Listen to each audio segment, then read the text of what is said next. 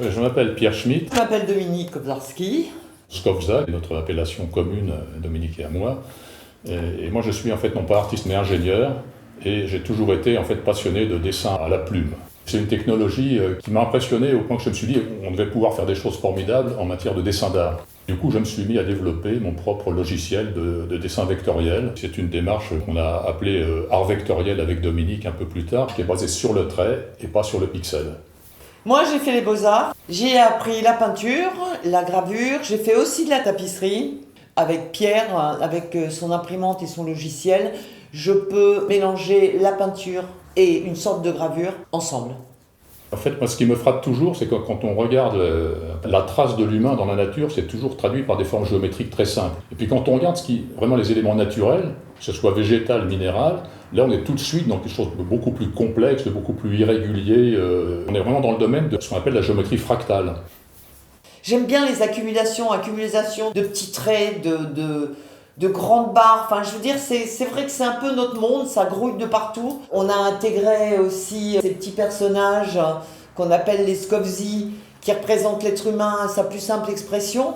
Tout ce qui est humain vient de la nature et puis est destiné à y retourner tôt ou tard, finalement sous l'effet de l'usure. Et ça, c'est un peu ce que j'essaie de reproduire dans le logiciel que je développe finalement, de passer de la structure régulière à des volumes complètement chaotiques. Et ça, je crois que c'est bien ce qui est sous-jacent dans la démarche de Skowza également. J'ai toujours été impressionné par la peinture de Bacon. Soulage, c'est pareil. Des gens comme Rauschenberg aussi, ça se ressent un peu dans ma peinture. Pour ma part, le peintre qui m'a vraiment le plus impressionné, c'est Hartung. Je suis toujours subjugué par le fait que c'est un peintre dans lequel on sent vraiment un travail sur la ligne. J'ai l'impression que si Hartung avait fait de l'informatique, il aurait fait de l'art vectoriel. À vrai dire, je sais pas ce que ça veut dire le mot artiste. Moi, c'est mon langage, la peinture. Pierre, c'est son langage aussi, l'informatique, enfin la création. On devient artiste quand on va jusqu'au bout de ses passions. Artiste, c'est quelqu'un qui ne peut pas vivre sans créer. Voilà. C'est une nécessité. Tout le monde est artiste et personne n'est artiste. Je crois que c'est quand même un peu à chacun de trouver sa voie et d'aller au bout en faisant du mieux qu'il peut. J'avais un prof de peinture qui disait « Faites-en mon petit, faites-en ». Et je pense qu'il faut travailler, il faut en faire, il faut se libérer, il ne faut pas avoir peur, il ne faut pas avoir envie de vendre tout de suite, il faut s'exprimer, c'est tout. Voilà, lâchez-vous quoi.